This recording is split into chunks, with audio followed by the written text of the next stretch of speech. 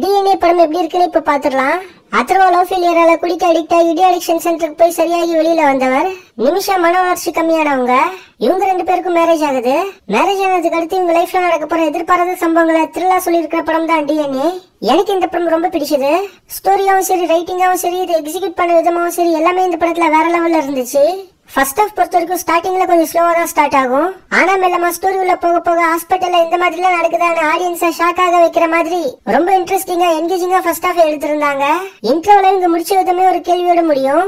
Second of investigation பேட்டர்ன்ல story move ஆகும். Climax இந்த படத்தோட ஒரு பெரிய ஹைலைட்டா சொல்லலாம். தியேட்டர்ல மொத்த ஆடியன்ஸுமே கிளாப் பண்ண வைக்கிற மாதிரியான ஒரு கிளைமேக்ஸா அது இருந்தது.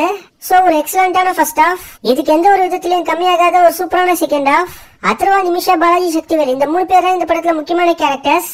மூணு பேருமே பெர்ஃபார்மன்ஸ்ல பிரிச்சு மெஞ்சிட்டாங்க. இந்த மூவியை பார்த்ததுக்கு அடுத்து கண்டிப்பா இந்த படம் அத்ரவாக்கு கம்பேக்னு நிறைய பேர் சொல்லுவாங்க. அத்ரவா எப்ப பெரிய சக்சஸ் கொடுத்தாருன்னு எனக்கு தெரியல. ஆனா இந்த படம் சித்தார்த்துக்கு எப்படி ஒரு சித்தாவோ, அசோக் செல்வனுக்கு எப்படி ஒரு போர் தொழிலோ, ஹரிஸ் கல்யாணுக்கு எப்படி ஒரு பார்க்கிங்கோ, அந்த மாதிரியான ஒரு படமா அத்ரவாக்கு ஒரு டர்னிங் பாயிண்ட் படமா கண்டிப்பா இது இருக்கும். நிமிஷா வழக்கம் போல பெர்ஃபார்மன்ஸ்ல கலக்கிட்டாங்க. கிளைமேக்ஸ்ல உங்களோட பெர்ஃபார்மன்ஸ்க்கு கண்டிப்பா நீங்க கை தட்டுவீங்க. ஜிப்ரானோட பேக்ரவுண்ட் ஸ்கோர் இந்த படத்தோட ஒரு பெரிய ஹைலைட்டா சொல்லிடலாம். இந்த படத்துல நெகட்டிவ்ஸ்னு பார்த்தாக்கா செகண்ட் ஹாஃப்ல வர அந்த காயத்ரியோட சாங் தான். அந்த சாங் எதுக்காக வச்சாங்கன்னு தெரியல.